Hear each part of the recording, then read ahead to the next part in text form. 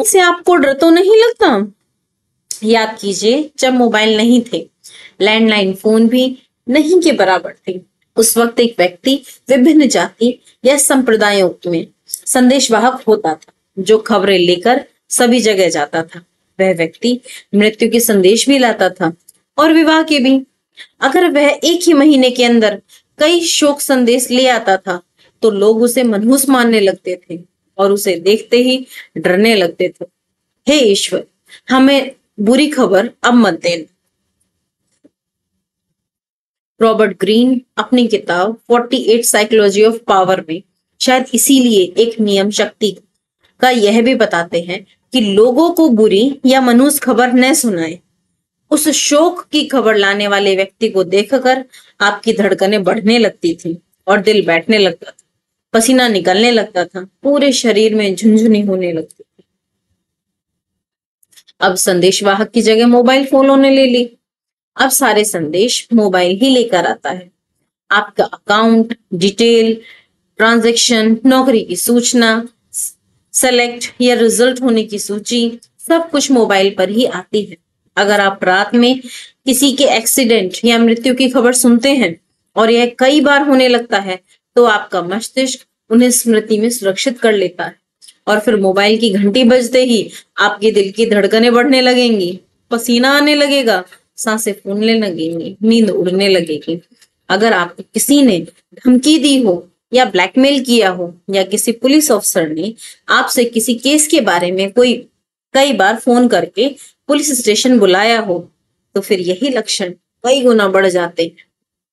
आप एक मनोवैज्ञानिक समस्या से ग्रस्त हो जाते हैं और इसका निराकरण न करने पर कई मानसिक और शारीरिक समस्याओं से भी ग्रसित हो जाते हैं, जैसे आईबीएस, अनिद्रा, डिप्रेशन, फोबिया, अपचन, बेचैनी, अनियंत्रित धड़कन, सिर दर्द,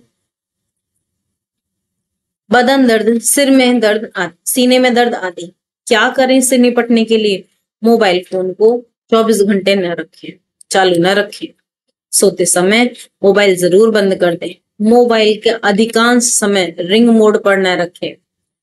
आराम, भोजन और परिवार के साथ समय बिताते समय इसे साइलेंट या वाइब्रेशन पर रख दें।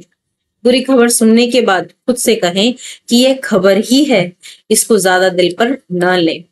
बुरी खबर सुनने के बाद पुरानी रिंगटोन बदल दें, वरना आपका अवचेतन मन में संग्रहित हो जाएगी और आपको विचलित करेगी। कोई भी डरावनी, नकारात्मक खबर, पोस्ट या वीडियो मोबाइल पर न देखें।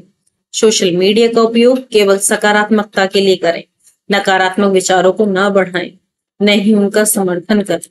सोशल मीडिया का उपयोग कम समय के लिए करें और रात को सोते समय तो बिल्कुल भी नहीं। एक रोगी ने मुझसे पूछा कि मोबाइल फोन के आने के बाद हम सब इतने मानसिक रूप से बीमार क्यों होने लगे हैं और शारीरिक रोग भी क्यों इतने बढ़ गए हैं। मैंने कहा कि हमारा शरीर पहले से उपस्थित किसी अंग को बदलने पर, किसी और का अंग लगाने पर प्रतिक्रिया देता है, जिसके लिए सर्जन कई दिनों तक स्टेरॉइड देते हैं ताकि प्रतिक्रिया न हो। अब 21वीं सदी में तो हमारा एक नया अंग मोबाइल फोन को ही अपने शरीर का हिस्सा बना लिया है, तो प्रतिक्रिया या रिएक्शन तो होगा ही। हमारा डिप्रेशन और तनाव मोबाइल फोन के बाद 21वीं सदी में इंसानों के अंदर एक नए अंग की उत्पत्ति हुई है और वह नया अंग है मोबाइल फोन।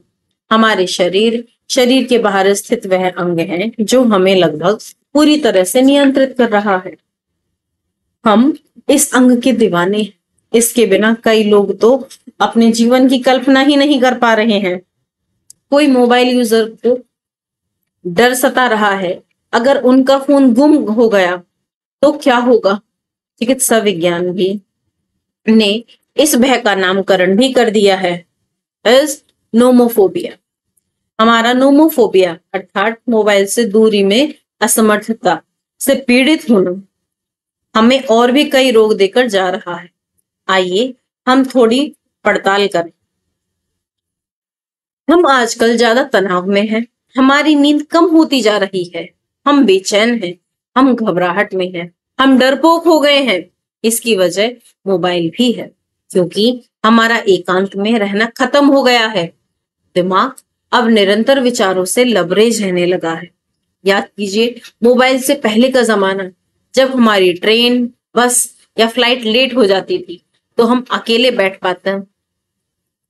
बैठे पता नहीं क्या क्या सोचते थे, खुद के बारे में, परिवार के बारे में, भूतकाल के बारे में या भविष्य के बारे में। लेकिन अब हम मोबाइल में उलझ जाते हैं। थोड़ी सी फुर्सत मिलते ही सोशल मीडिया, कोई वीडियो, कोई खबर या कोई गेम या कुछ सर्च करने लग जाते हैं। सुबह की सैर भी मोबाइल के बिना नहीं होती, और अब हम पूजा स्थान पर भी मोबाइल के बिना नहीं जाते हैं। अब आउटडोर गेम्स भी बहुत कम हो गए हैं, जिससे हमारा शरीर शारीरिक रूप से थकना बहुत कम हो गया है।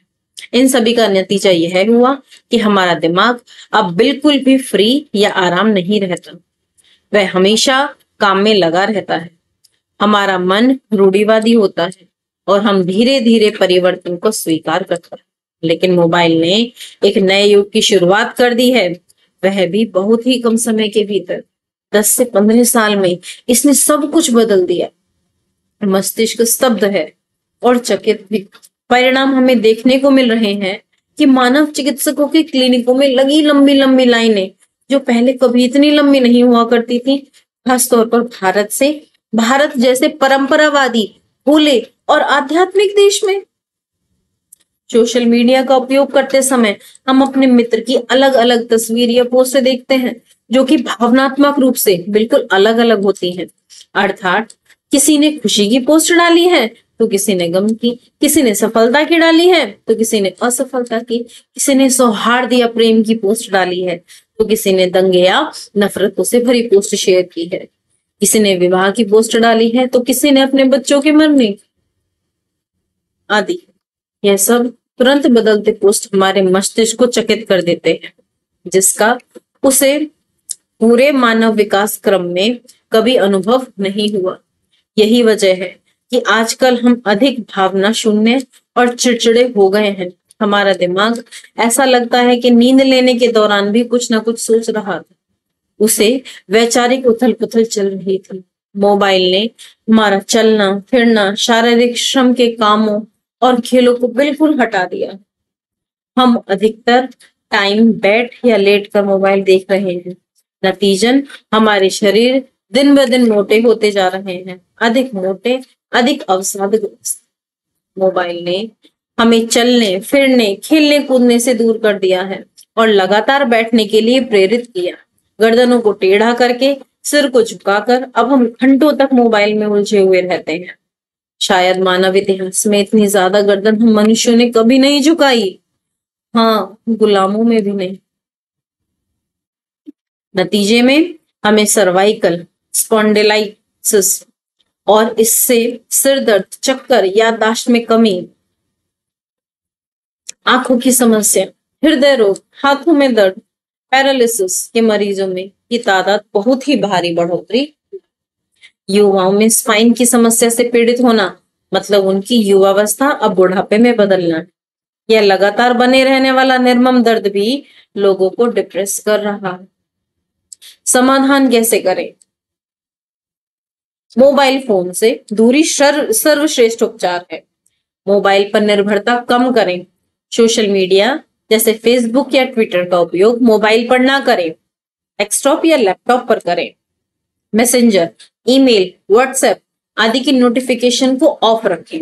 निजी जानकारी जैसे पासवर्ड, फोटो, वीडियो आदि को मोबाइल में ना रखें। समय समय पर मोबाइल से दूरी बनाकर रखें, जैसे कुछ घंटों या कुछ दिनों के लिए कम से कम दिन में 3 घंटे और हफ्ते में कम से कम 1 दिन के लिए मोबाइल पर दूरी बनाएं। रात में मोबाइल जल्दी ऑफ कर दिया करें। कोई भी स्वास्थ्य समस्या उत्पन्न होने पर चिकित्सकीय परामर्श लें। याद रखें, अपने नए अंग मोबाइल फोन का इस्तेमाल तभी कर पाएंगे जबकि आपके शरीर के पुराने अंग सही सलामत होंगे। आपका अस्तित्व और स्वास्थ्य सबसे महत्वपूर्ण है, इसे हमेशा याद रखें। खुशियों का सूर्योदय। ये हम देखेंगे नेक्स्ट वीडियो में। Till then bye bye. अगर आपने मेरा चैनल अभी तक सब्सक्राइब नहीं किया है तो प्लीज आप उसे सब्सक्राइब करें।